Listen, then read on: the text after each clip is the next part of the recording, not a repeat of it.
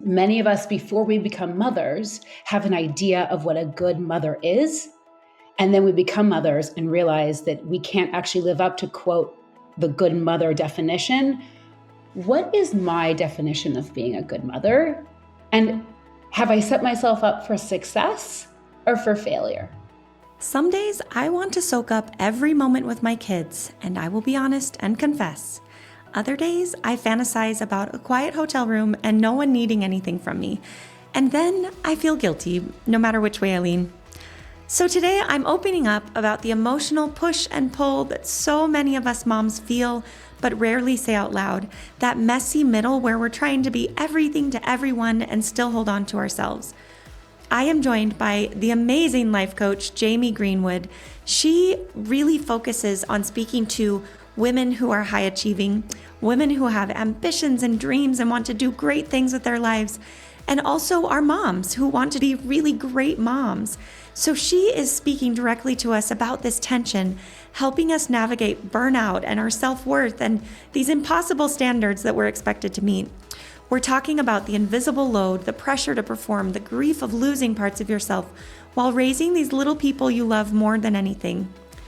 If you are a working mom, a stay-at-home mom, a woman with big dreams and ambitions, trying to keep it all juggling, this conversation is just for you. I get honest and vulnerable. I share some personal things. And my friend, if you've ever found yourself torn between who you are and who you think you're supposed to be and what you want to accomplish, we're talking to you today. So if this resonates, I would love for you to let us know. Please leave us a review, shoot us a DM on Instagram, share the episode with a friend, or hit subscribe. It helps more women find these conversations and reminds us that we're not alone. I was pretty sure that motherhood was going to rock my world, but I really didn't know how deeply, how kind of soul shifting it was going to be. And in living through that experience in those early years of motherhood, it was like, oh my God, I need an army of people to hold me in this.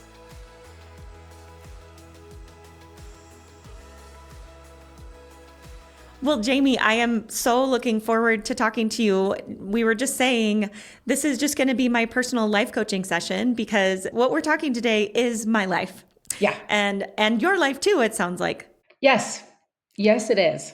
Tell us a little bit about your coaching focus in general. You really like to focus on helping kind of overachievers. Yeah. I think you state it differently. I call them big dreaming, high capacity women. That's much better. Otherwise known as overachievers who tend to lean towards perfectionism. But you know, those phrases I think kind of bring a negative connotation to them. I like thinking about my clients as big dreaming, high capacity people because they are. And being big dreaming and high capacity is wonderful, except if we lean too hard into how much capacity we think we have. And then suddenly the well is dry. The capacity is gone. And we're wondering why we feel the way we do, why our life looks the way that it looks.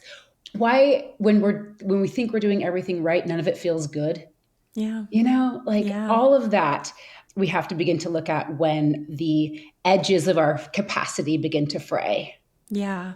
Today we're going to especially focus on moms. You know, yes. Moms who have these big dreams, these big goals. And I think it could be full-time working moms like myself, but it could certainly be stay-at-home moms. It could be moms who are in a hybrid situation. You know, we all have these dreams and all of us have to face the idea. I don't want to say struggle because again, that's that negative connotation, but we all have to live in the tension, which is having these separate identities, right? There's like me that's the mom, and then there's me that's the career driven. I want to, in my case, I want to help women. I want to get the word out. I want to be able to do as much as I can.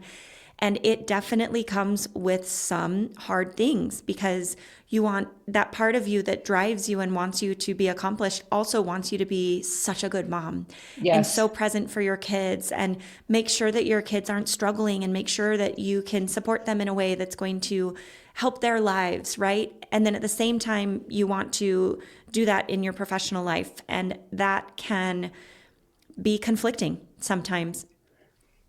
Absolutely. I think I think that there is such extreme, and I love that word, tension. I think there is, and struggle. Struggle's real. I mean, we can just say that and name that like the struggle is real. We feel it every single day between wanting to be good moms, and we can get into Yeah. what we think a quote good mom is, Yeah. and then what we want for our lives and the Mm-hmm. visions we have, which are grand and gorgeous, and how do we stay in touch with them while also having this job as mother that is unlike any other job on planet Earth. Yeah. Mm-hmm. It is so full on. It is, for my clients anyway, and for myself too, like a complete reorganization of self. And it feels incredibly high stakes because it is. Yeah. And so when you have one job that's incredibly high stakes, our dreams don't seem as important, Yeah. right? Because it's just us. And it's hard to put us first Mm-hmm. when everything is riding on these humans that we've made and are now responsible for. Yeah. Yeah. I so badly want to get into the meat, but I want people to know a little bit about you more to have the context of where you're coming from. How did you become drawn to this group of women, and who are these women that you're taking care of, that you're coaching and caring for and supporting? Because I think what I hope to accomplish in this question is I want us to feel seen.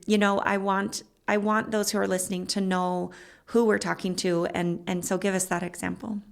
Well, first, I just want to thank every single one of my clients that ever hired me before I became a mother. I can't believe any of you listened to me or hired me. Goodness gracious. I have been a coach for a very long time. I've been a coach for almost 18 years now. Yeah. I started when I was quite young. And because I just knew that it was the avenue that I wanted to take to help people. It's amazing. And so I started out as a health coach. I went back to school, became a holistic health coach, was teaching people about nutrition and food and kind of like holistic wellness. But after a few years, I was kind of bored of the kale conversation. It was like, sure, eat kale, blah, but it was boring. And what was so interesting to me though was what was underneath that conversation, how women thought about their bodies, how women thought about their food, how women kind of were getting all wound up with that, and then how do they feed their children. And it was such a bigger conversation, and really it ended up being a conversation around leadership, which is what I am now, a life and leadership coach. How are we leading in our lives in these different areas? And I became especially interested in mothers when I became a mother. I have 3 children. I have a 17-year-old stepdaughter, and then I have an 8-year-old daughter and another daughter who is 6. So we have a house of girls. And, I entered motherhood and I was like, what is this disaster?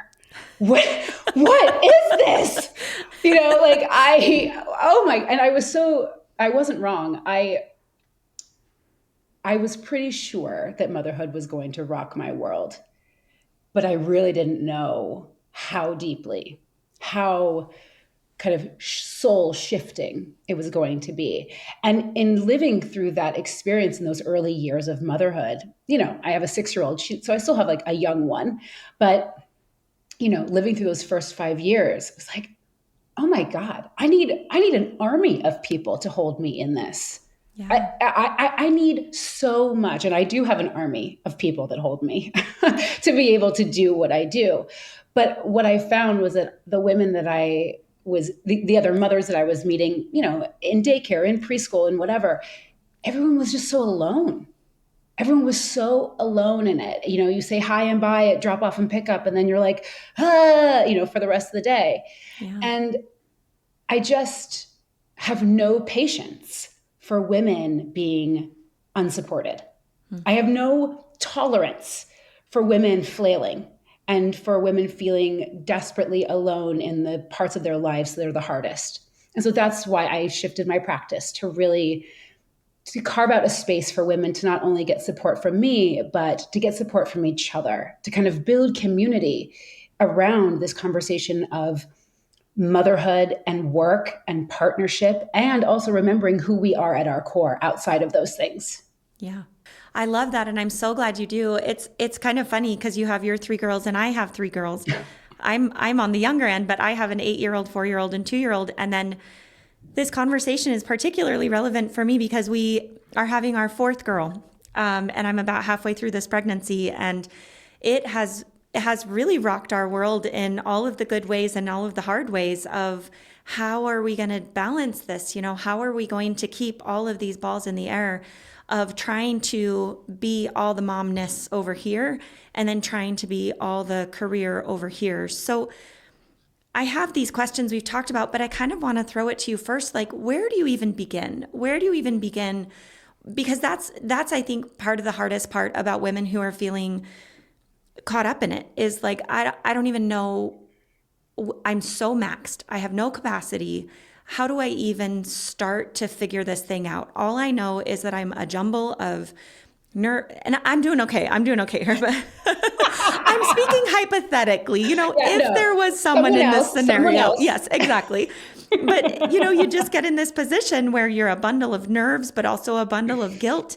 And the thing that you thought you wanted the most, which was to be home and to be a mom, now you're just exhausted and they're overstimulating and they're jumping on you or needing you and you want to be there, but then at the same time, you kind of don't want to be there at that moment. You want to listen to that advice that sounds so dreamy on the internet, like self-care, and that's what you want to do. You want to go be by yourself, but at the same time, when would you do that? Because you just spent all day at work and you only have these hours with your kids. There's like, when am I supposed to be by myself? And when, so I'm going to let you just jump right in and do what you do, and say, like, where does someone even begin to address this? Oh, you're like, I don't know. No, that's like a sigh. First of all, that is a sigh of like deep appreciation and understanding for kind of where all mothers are in this moment. Yes, like, exactly. Goodness gracious. I start every single one of my coaching calls or my facilitation calls by helping everyone just take a big, deep breath, because no matter what time, I run circles in the US, I run circles internationally. And what I always say is, no matter what time of day it is, you've already had a full day. Yeah. And so I just want to start there with, like, goodness, I cannot believe what we do. And if you have young children, you're parenting literally 24 hours a day, because these children are getting you up in the middle of the night and then you have to like function in the morning. I mean, it's obscene. Okay. Yeah. So there's that. But the first place, because, thank you so much for naming the complexity of this and the real question of, where do I even start? This is so huge. It's such a big nut to crack. Like, how would I even start? And where I ask everyone to start is, what are your big shoulds? Mm-hmm. What are your shoulds? Because it's the shoulds that then help us understand the rules that we think we have to abide by and live by, that now that we are a mother might be killing us, right? So like, I should be at home. At the same time, I should be working. I should be loving every second of this, except now I hate it all. I should be like, it's like really, actually, and I have clients do this and make like, what are all of your shoulds? Mm-hmm. I mean, I'm going to pose it to you, Dr. Mallory. What is one of your shoulds? I think like every moment that I'm not working, I should be taking advantage of that time with my kids, right? I'm away from them so much and they're so little that time is theirs. That time is mine to be a mom. That's a tricky should. It's wonderful and lovely and also a little impossible and also really guilt-ridden then if you don't feel joyous and bubbly and like a mom of young kids should be, right? Well, okay, let me just peel that one apart, because no, we can't get too much into my issues here. No. Just in general. No, feel free. No. Just in general, this idea that a mother with young children should be bubbly and vivacious. Are you kidding me? These children have you up in the night. You're probably eating the crust of their pizza for your dinner. Like, it's like these are the years, I'm telling you, 0 to 5. These are just honestly survival years. No one says that. These are survival years. You do the best you can with what you have. You just hold on. because their needs are so great that it's hard to ever be on top of it, Yeah. right? But you also said something really interesting, which is it's almost like you see your time, and I know that other working mothers feel this way too. It's like your time is there's only two types of time. There's work time and there's kid time. Yeah. And that puts you in an impossible bind because if there's no you time, there's actually no way to fill your cup. Because what we do mistakenly is consider work time to be us time. That's exactly right. Yeah. And it's not. And I'll also throw out there, for stay-at-home moms, many, many people in my closest circles are stay-at-home moms. And I think in some ways, I totally agree with what you're saying, that work time feels like it should be me time, but like it's not at all. But at the same time, it is non-kid time. And so I at least have kid time and non-kid time. And stay-at-home moms, bless the hearts of all women everywhere, which was my mom and all of my sisters and many of my closest friends. And they don't even have like set aside non-kid time. So theirs is just like, Yes. like that should have like, I'm with my kids, I'm supposed to be engaged in a certain way. I feel for them as well. So this is not just like, there are some unique things about being a working mom, but sometimes I think it's even harder as a stay-at-home mom to still find that gap of like, where do you even get a break? I would absolutely argue that all of this can be harder for stay-at-home moms. Yeah. Because there is, even though I do not put work time in the category of me time, it is, to your point, not kid time, which is essential for any sort of reconnection to ourself, right? And that validation outside of the home can be very fueling for us. And if you aren't getting any of that, oh my goodness, it's really, really hard. Draining. And also too, with the stay-at-home parent piece, there's this idea that we are supposed to be loving every moment of our experience with our children. But if we never give ourselves a break, if you never have a moment to kind of remove yourself, there's no way to like come back in and actually genuinely love it. I don't love anything all the time. Yeah. Right? Like there's even, there is such thing as like too much sleep and too much rest and too much chocolate and like too much, like there are limits, right? And I think there is such a thing as like too much time with our children that leads us to not feel as much joy, which then fuels our guilt. Yeah. So tell us then, how do we kind of get into this mess to begin with? You mentioned sort of expectations on ourselves and shoulds.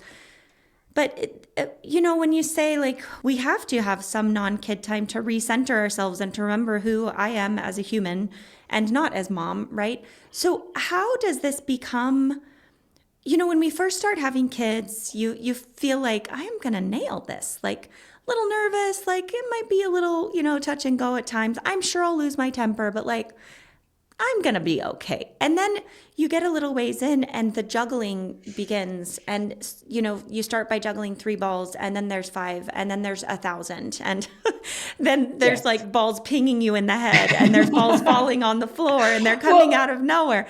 Like how do we go from like juggling 3 balls to that many balls and feeling so burdened or overwhelmed or out of control? Well, let me first say this. Having a child is life-changing and hard. Yeah. But as my partner Adam and I always say, 2 or more children is 1,000 more children than 1 child. Yeah. Right? Like no shade to families that only have 1 child. It is a lot of work. But when you have more than 1 child, you have 1,000 more children. And like, I've never seen anyone juggle 1,000 balls. I have never seen that. It is not possible. And so, to your question, like, how did we get into this? It's like, well, we had kids. That was their first mistake, Like, I love my children. If you're listening to this, I love you very much. I'm very glad I had you. But like, that's how, there's no one. So I just ran an in-person retreat for 8 working mothers in my home. And it was wonderful. And one of the conversations, though, that came up was, did anyone get a well-written and honest job description about motherhood? Did anyone? Anyway, it was like a pulse check. It's like, did anyone feel like they really understood the job description? And everyone was like, absolutely not. Totally. I completely, either I misread the job description or I Yeah. was never given the correct one, right? And I think the truth is that none of us are ever given the correct job description. And we talked about that. Like, why did none of us really understand what we were getting into? I think there are a lot of reasons for that. One is I think that there is this like myth of the happy mother that no other mother wants to break for a new mother. We don't want to rain on her parade. We don't want to tell her the truth of like the insanity that awaits her. But I think it sets us up for mothers feeling very ashamed and guilty when they can't juggle all of the balls and when they can't find joy in every single moment. I mean, that is a huge part of my coaching, is helping mothers come to terms with their ambivalence, come to terms with feeling both, joy and sadness, supreme love, and sometimes hate. Like, holding all of these things while we're trying to be like the best that we can. I think we also get sucked into this because many of us, before we become mothers, have an idea of what a good mother is. And then we become mothers and realize that we can't actually live up to, quote, the good mother definition without killing ourselves. Yeah. And that's actually where, for everyone listening, just to start thinking about like, what is my definition of being a good mother? And have I set myself up for success or for failure? One of the definitions of being a good mother is what? Endlessly patient. She's endlessly patient. Okay, failed. I have failed. Right. Right. Like, I'm already a bad mom because by 9:05 in the morning, I am no longer patient because no one is listening to me. No one's getting dressed. No one's putting on their shoes. No one's eating breakfast. It's like, it's impossible. Yeah.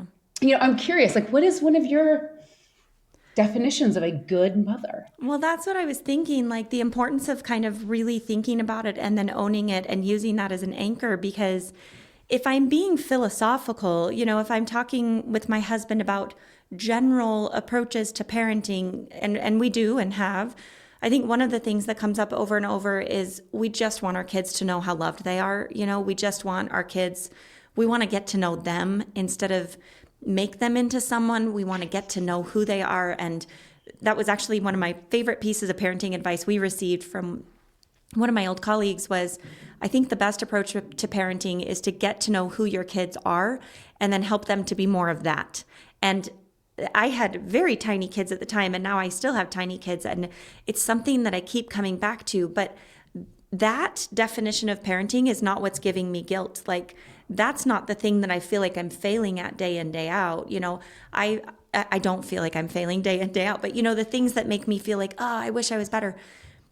For me, one of the things that haunts me constantly is time, and that's I've got time scarcity issues. It's a known thing. But that's one of the things that is so hard for me is I don't have enough time.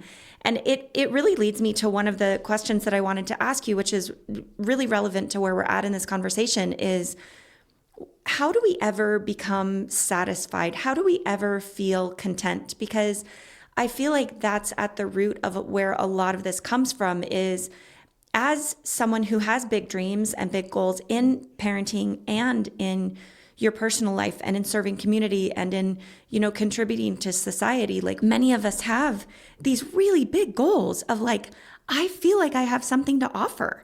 I have this skill set. I want to share. I want to have a voice. I want to go out and do, right? And then I also want to be a good mom. And yet this idea of being satisfied and being content is something that haunts me, of like, I'm pretty proud what I've built at Uplift for her. I've built this clinic and continuing to build, and I'm serving women. And yet feel like it's not enough. And then over here, I constantly feel like I'm dropping the ball by not being there 12 hours a day, 18 hours a day, 24 hours a day, however long I'm there. It's just, I will always feel like because I spent some time at work, that it's not enough for my children, and it's not even that I'm worried about them caring. It's just this, haunting feeling of like, I should have been there more. So that's my own personal, vulnerabilities. But how do we just get to the point of feeling content with where we're at when we also have these big goals and dreams and aspirations? And is that the question? I mean, is that the thing that we're really trying to get to? I think that's absolutely the question. And we have to begin to look at what keeps us unsatisfied. Yeah. If what we're seeking is satisfaction, which is just, even that word, when we let it, just take a minute to like feel into what it would honestly feel like to be satisfied. The whole nervous system just calms down. Your shoulders relax. You're like, oh, satisfaction. Okay. And so we have to look at what keeps us unsatisfied. And I think it's tremendously important to remove ourselves from our own little worlds first and look at the larger picture, right? Yeah. If you are living in the United States of America, we run on an economic system of capitalism. Mm-hmm. And capitalism is, you are only winning if you are growing and producing, right? Like you are only useful. You are only good enough if you are in a state of perpetual growth and expansion. Now, that, first of all, doesn't work for anyone.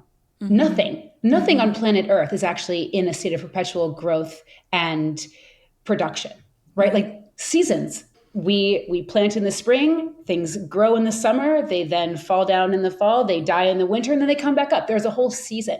We don't ever let ourselves as humans have seasons. Mm-hmm. So that's number one, which keeps us tremendously unsatisfied, because we think that we are supposed to be maintaining levels of constant production and growth, which is impossible. So we're already losing, which keeps us unsatisfied. And then there's the idea that we're supposed to also, like, to your point, I'm supposed to be working all the time and building and growing and getting my voice out there because I have so much to offer, which is absolutely true. I'm also supposed to be home 24/7 with my children, right? So when we're seeking a satisfaction, we have to first take out and pull apart and really challenge, really bravely challenge the systems and the thought patterns that keep us feeling unsatisfied, that keep us feeling like we're not doing enough. Yeah. Right? Mm-hmm. So, that is where I always start. And another thing that I talk a lot about with clients that are really seeking satisfaction is letting ourselves have moments or seasons of sustaining, right? Like if we are allowed to just be sustaining, there's satisfaction there because we don't feel like we're missing the goal, that we are being lazy, but we're also not backtracking, right? We're just like in a season of what is enough, and I would say that for seasons of sustaining, there are different areas of our life, right? There's work life and there's family life, and then there's, their personal relationships. In some area of your life, you're going to be growing. But if we're growing in too many areas of our life at once, that's when we hit resentment. That's when we hit overwhelm. That's when we hit burnout. Hey, it's Mallory. Can you do us a big favor? If you're loving the Uplift for Her podcast, we would be so grateful if you could leave us a rating or review on Apple Podcasts, Spotify, or wherever you listen. It only takes a second, but it helps us reach even more women who may need to hear our message. Click that 5-star button and let us know what you love about the podcast. Your support means the world to us. Now back to the show. I see these patients in my clinic of like, they tell me what's going on in their lives, and it's like, well, my teenager is on a national dance team, and so we travel every week, but also I have a full-time job, but also I want to volunteer, at my younger child's school, and also. And there are those of us who are kind of wrapped up in this, that it's like, yes, I hear what you're saying, and yes, I still want to do all of these things. I just want to do it happier. Like, I just want to be happier doing it. we have to be really honest with ourselves in saying, like, there's too much. It's too much. Like you just said, like, we can't be growing in every single aspect all the time.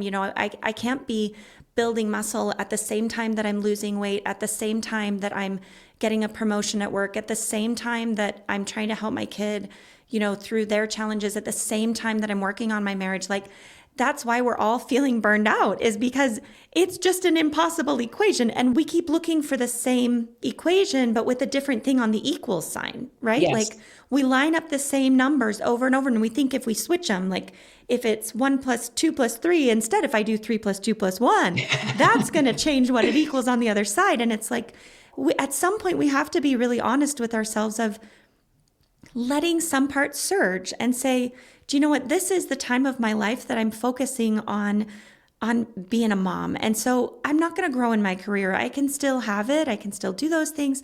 But maybe it's not the time that I'm driving for the promotion, or the opposite. Like, my kids are at a pretty good phase. Like, I am going to let dad chip in more. I'm going to let grandma chip in more. And I'm going to pay someone for this type of childcare, while I say, like, this is the time that I'm really going to focus on that. What are your thoughts on that? Is that kind of what the direction you're going in? That's exactly what I'm saying. Yeah. That's exactly right. And to do that, we have to give ourselves such gracious permission. Yeah. No one, I'll tell you right now, no one in your life is going to be like, yeah, just put some things down. Yeah. Like, the entire family system runs on women's labor. Yeah. And what we're saying is, I actually need to put some of that labor down. No one is going to praise you for that. No one's going to be thrilled for you. That's why that's why we don't do it. Right. Especially for those of us that are people pleasers, this is not going to be popular in your family. Yeah. But it's actually necessary for the health of your family. And it's necessary if you want to ever touch upon satisfaction and feeling like it's enough. We feel satisfied when we have areas in our lives where we're winning. But if we have to, growth actually means risk. It means that we're not necessarily winning. It means we're feeling vulnerable. It means we're living on the edge a little bit. That's wonderful, but only if it's the right time in that specific area. Yeah. Right? Like, yeah. I mean, it's hard. Yeah. It's hard because you're like, I don't want that. I want to grow at both of them at the same time. Yes. And there's just a reality there. And I think it's the fighting of reality then that leads to burnout and overwhelm and loss of happiness, is because you're fighting against reality. Like, you're fighting against that fact. And I will fully admit, like, even though, like, logically I get this, what you're saying, I have a lot of resistance to it, because if I'm actually looking at my own life, I'm like, I don't have any of those that I can put down. Like, how could I do that? Like, how could I be, satisfied with just, like, ditching my kids right now? Like, how could I be satisfied with not putting my attention over here? I only bring that up to say, like, I get that there's resistance there. I think another thing that makes it really hard is there is a little bit of we're set up for hard things here, right? Like, I think about, okay, well, what can I let go of this tight hold on everything having to be great all at the same time? Well, maybe my house. Like, maybe I pay someone to clean it, or maybe I don't mind if there's a couple things out and about. And the hard part is, or having this new baby, I've had a lot of people that are like, oh, sweetie, you just got to, like, let your kids, like, if you need to feed them nachos and put them in front of the TV, like, that's what you do. And it's like, I don't disagree with that. Like, there are times that you just do whatever you need to do. But on the flip side of that, mom pays the price for that, right? Because if they're then hyperstimulated because you haven't been getting them out of the house, or they're then, like, hopped up on sugar because you didn't feed them vegetables, like, mom's the one that has to pay that price. If you don't clean your house and now it's messy, and then you're overstimulated because there's now stuff around, then you're like, well, I tried to put that thing down. It backfired. It didn't work. I got to pick that thing back up, and I got to start juggling that ball again. So talk to us about kind of what feels a little bit impossible, but also that frank reality of, like, you can't do it. The math doesn't add up. The math does not add up. And, knowing this is important to remember too. When we put something down, it doesn't mean we're never going to pick it back up again. Yeah. Yeah. That's really important, right? If you're having a brand new baby and you have three other children that are young, for the first 3 weeks of that new baby's life, maybe there's more TV than usual. Yeah.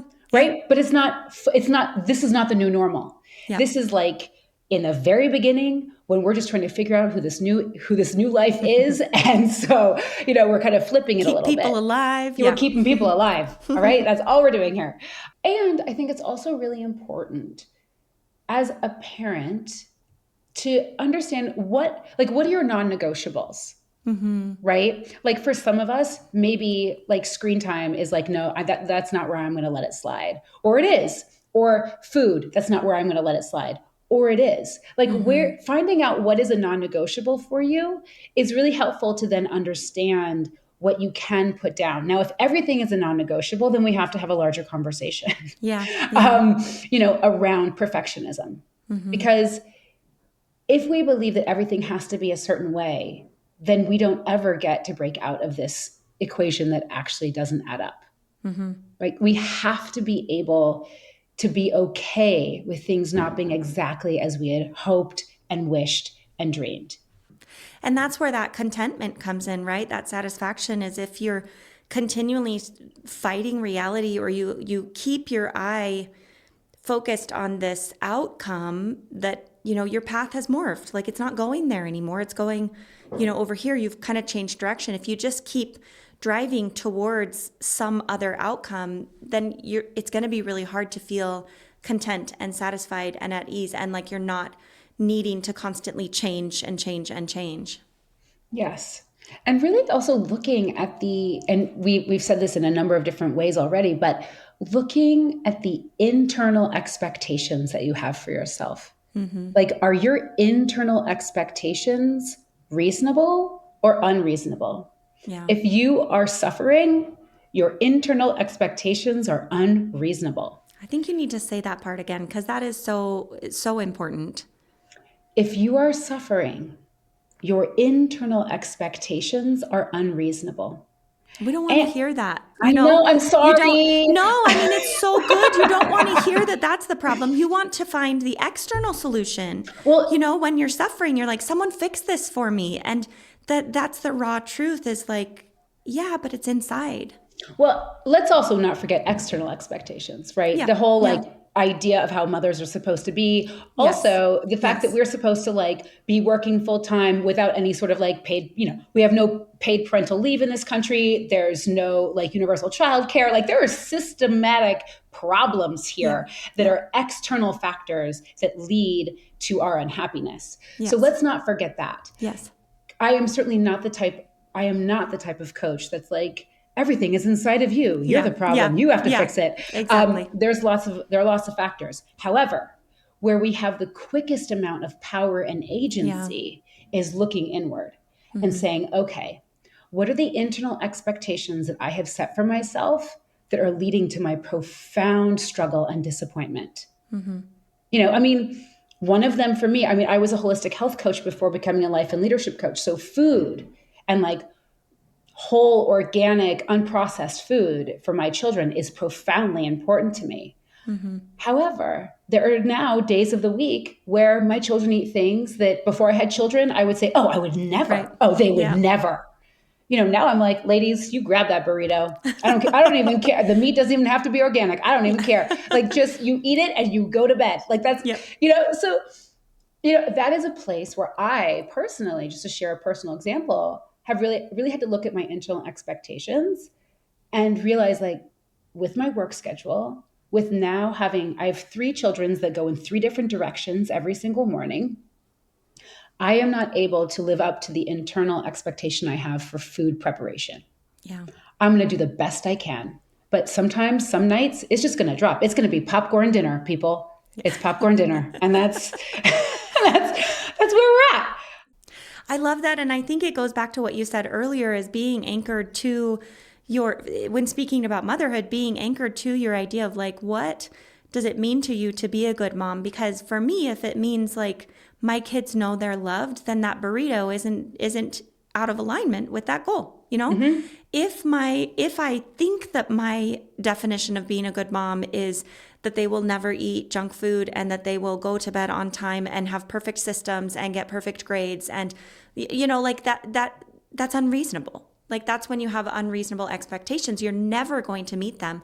You're never going to be satisfied by that. And so really narrowing it down to like what are your big key pillars of what it means to you to be a good mom, of like how you want to show up as a mom in their lives, is what I'm hearing you saying, is Yes. anchor to that, and then Anchor let to some of the that. other stuff go when it doesn't work out as well as you'd like. You can still aim for it and have these things, but that idea of being perfect at it, I think, is what really causes us the angst. Absolutely. And in making that list of like, what is a good mom and what do I think a good mom is or does, as you're reading them, if any of these things seem unreasonable, like if you were an outsider looking in and you're like, oh, that's profoundly unreasonable, Yeah. you know, consider letting it go. I mean, one of the things I had on my list besides like a good mom is someone who's endlessly patient. I think often what women also have, like a good mom is a mom who's always happy. And to your point, like I have young children, I should be like a bottle of champagne. It's like, what? You're not going to be that bubbly, you crazy? But the idea that I will forever and always be joyous in every situation. I will find Yeah. delight in everything my children do. Like it's it was really unfair. And when I began to look at that and realize like, no, I I'm just going to be honest, I don't find delight in everything that my children do. And if that's again going back to if I'm no longer going to fight reality, then I have to let it be okay that I'm not going to love every moment of this experience. I am not Mhm. going to love everything that my kids do. And it has to be okay because it just is what it is. Yeah. And I can't jam myself back into this definition of what a good mother is because that definition actually is based off of false pretenses of how I thought a woman is supposed to be in this role.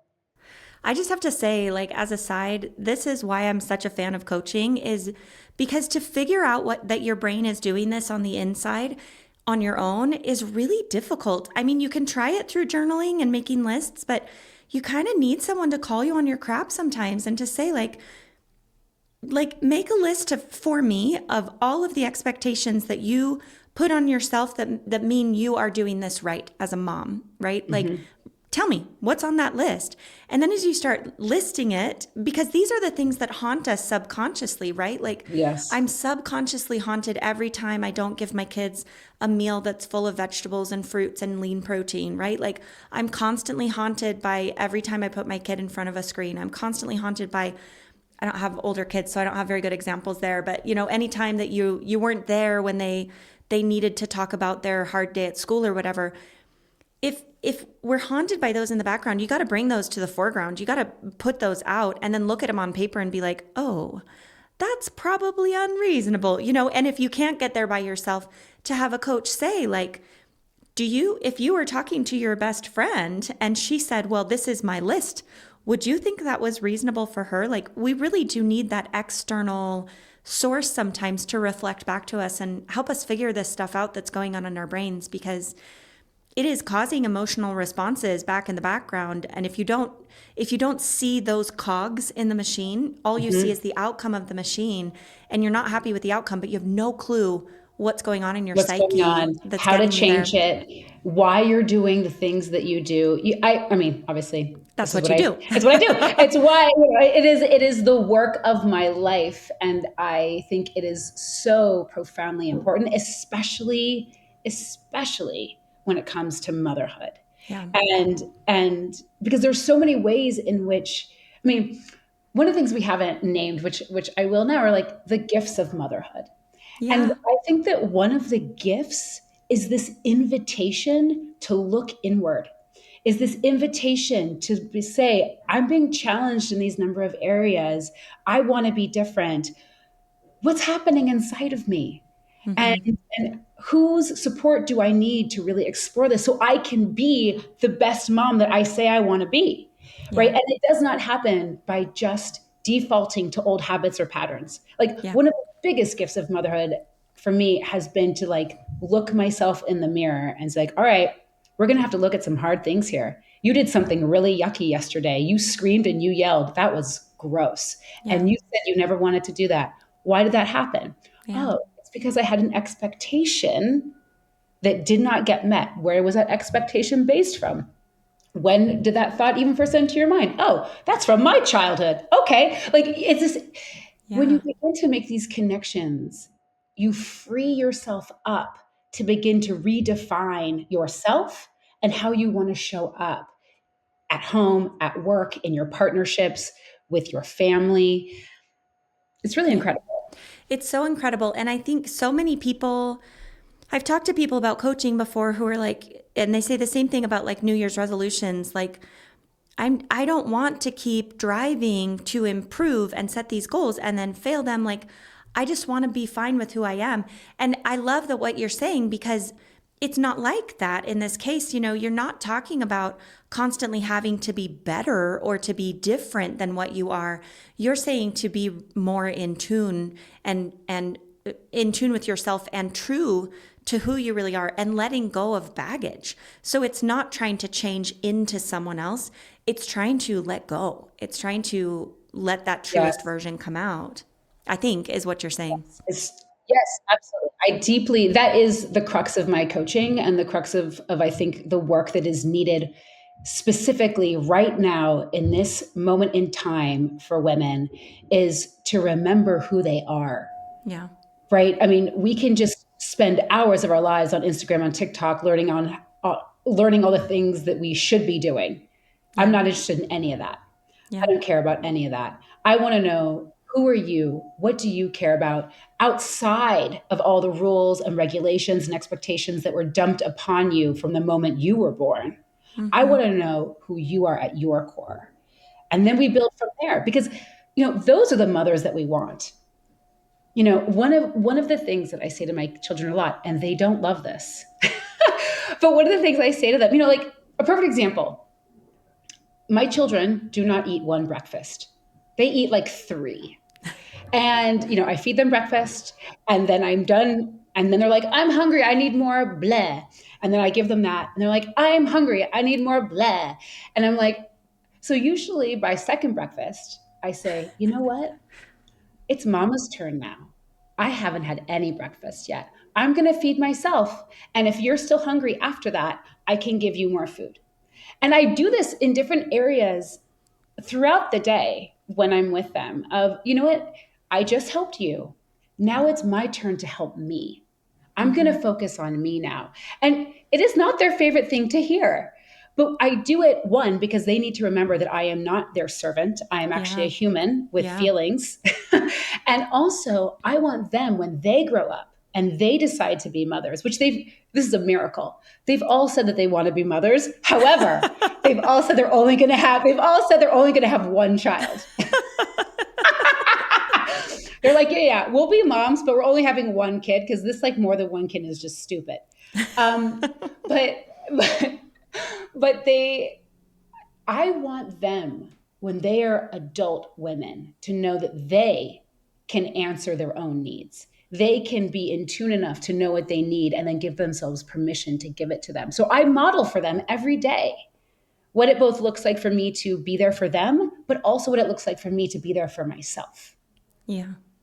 Yeah, I love that. While you were talking, it made me think. I just had a girls' night last night with some girlfriends, and we don't get to do it very often because all of us are moms and busy, but we got together last night, and it just made me think the contrast between what we do with social media is we take in all this information, but we don't get a chance to think about it. We don't get a chance to process it, to voice it, to think like, what do I think about that? How am I feeling about it? And contrast that to last night sitting around for hours with my girlfriends and sharing, shared hard things and shared beautiful things and the things we're happy about and the things that we're struggling with. And we need to voice that. We need to be with other women and to talk about it and to say, like, how do I feel about that? And I think with social media and, the pandemic and all of that really changed things for us, that we became more isolated and we became more by ourselves. And we think that, me seeing my friend's Instagram account or her pictures of her family, we kind of feel like then we have a connection, but we're totally missing that truer connection, which is both people sharing and hearing new perspectives, but also sharing my perspective. So that struck me hearing you say that. That's exactly why I do what I do. So I don't just have a one-on-one practice, but I run mother's wisdom circles. I love that. For this exact reason. It's not that we need to keep up with people via Instagram and like their pictures and then we're connected. No, we have to sit either across from people in person, or sometimes I run circles on Zoom, but to have a container, a specific container where you are being held in a space where you can talk about the realest of real things among other people who get it. Yeah. None of us have this unless we have sought it out specifically. And I'm so glad. Yeah. And maintained it. I'm so glad that you had a girls' night last night and that's what it was. Because what I also hear from my clients is that girls' nights sometimes don't go as deep as they need to. Yeah. Like they stay surface level. And the level of hunger for realness right now, I mean, it's off the charts. Yeah. And all of us without it are really kind of suffering in silence. So thank you for bringing that point up. Obviously I think it's so deeply necessary. And especially around this conversation of, I'm not loving motherhood right now. I'm not loving parenting right now. Can I love my children but hate parenting? Like, we have to be able to have these conversations because I believe that they actually make us better parents. Mm-hmm. Mm-hmm. I 100% agree. We have a little more time, but not much. What are we missing here? What are the things that you take care of? You're helping women through these processes. What are the things we haven't talked about, either tools or things that people need to understand, women need to understand about keeping this balance of I won't just say work and mom life, because I do want to speak to those stay-at-home moms, but that mom life and everything else maybe is the way to say it. If you are feeling like it is all too much, it is. Yeah. And the reason why I say that is because for the women that I know, they also have such high capacity that when it feels like too much, they just think that they're being lazy. Yeah. When it feels like too much, they just think that there's something wrong with them and they need to buck up and double down and go harder. Exactly. Yeah. And that is the exact opposite. I want everyone who's listening to trust themselves that when it feels like too much, oh, it is. Yeah. Oh, it really is. And it's not that you need to change. It's that something needs to be moved around. Yeah. Right? You don't need to somehow get bigger, better, stronger, work harder, more. If I hear another like how to hack, blah, blah, blah. No, we are hacking nothing. Like, even think about that word, to hack. Like, it's like to like tear apart and like to to break up. Like, I don't want any of that. I want us to like really look at where do we need to be brave? Yeah. And say, this system isn't working for me. The family structure isn't working for me. The amount of work coming my way in 4 different directions isn't working for me. And trust that you know yourself. Mm-hmm. You know yourself. Like, that's self-trust is one of the biggest pieces in all of this. Yeah, I love that. The other day had, we have very busy lives right now. And I had a moment that was, the kids were like happily playing in the other room and didn't care that I wasn't there, which doesn't always happen. My husband was gone, and I just was sitting there for a minute and realized it, like kind of hit home and thought, what if I just sit here for a minute and like look out the window and be still? And it felt so weird. And I even was like, I'm not going to sit here for an hour. Like, I'm going to sit here for 5 minutes.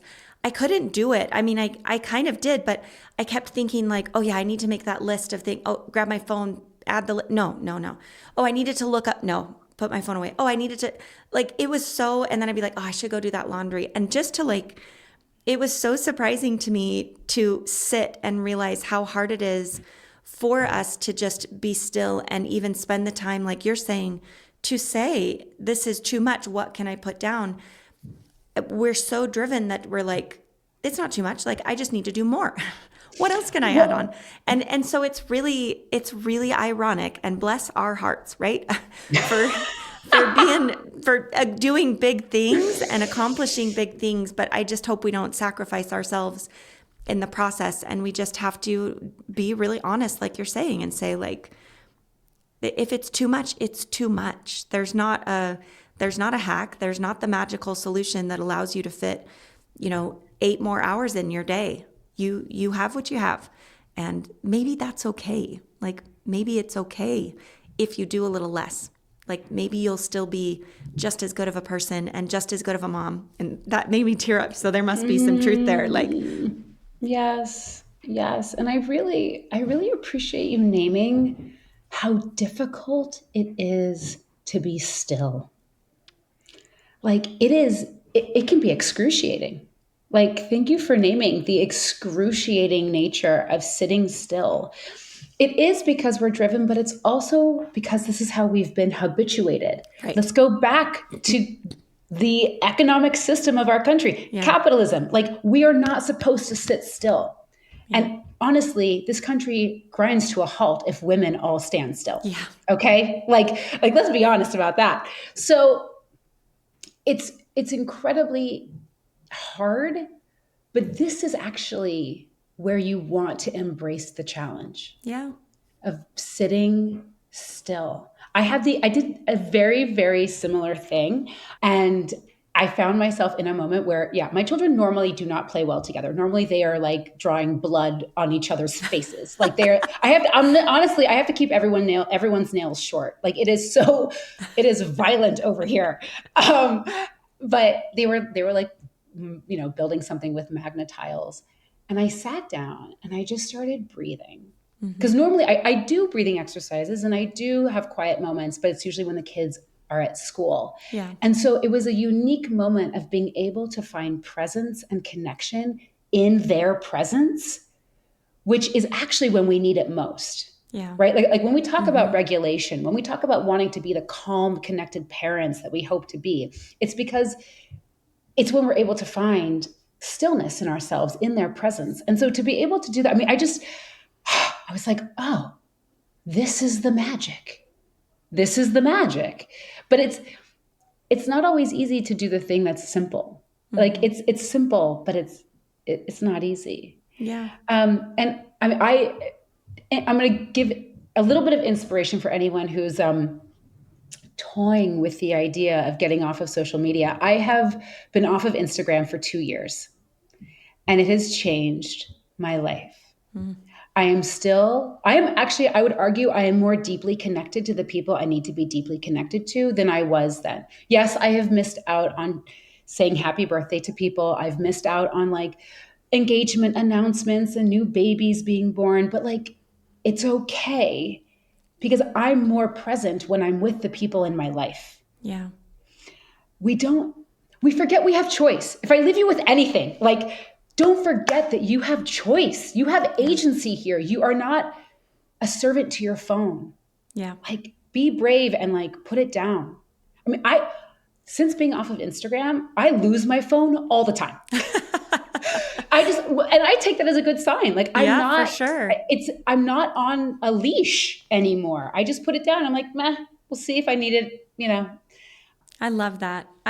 It's something I've thought a lot about, and it's tricky with business because I'm on there for my business, but inevitably I end up going down weird rabbit holes. Like, my rabbit holes are like funny animals, so they're not that scary rabbit holes, but still, like, you realize this is so overstimulating, and you realize how much you grab it, like you're grabbing for it, reaching for that stimulation or that boost of happiness from external sources. And instead of thinking like, who do I care about in my life, and who can I send a text to, or who can I send a card to, or, those things, you can't really do both very well. You can't spend however many minutes or hours on social media or the news or whatever else and still have time to connect in other ways. Like, there's limited time. So you kind of have to choose how you're going to connect to people in the world. Yes. One way or the other. Yeah, yes. I'm so glad you brought that up because I think that's such a good example. Is there anything, as we wrap up, any final thoughts that you want to share with women who may be struggling with this tension between focusing on being a mom, but also wanting to focus on dreams and aspirations and growth and ambition? I invite you to become ruthless. Ruthless with your time. And in particular, ruthless with what is most important to you in this stage of your life. And that can change in 6 months. But like, for example, right now, my youngest child has needed a lot of extra attention. We've been having a lot of like behavioral stuff going on. I mean, it has just like sent the whole family for a loop, right? And I was like, okay, Jamie, like I had grand plans of starting to write a book this year. Oh no. Oh no.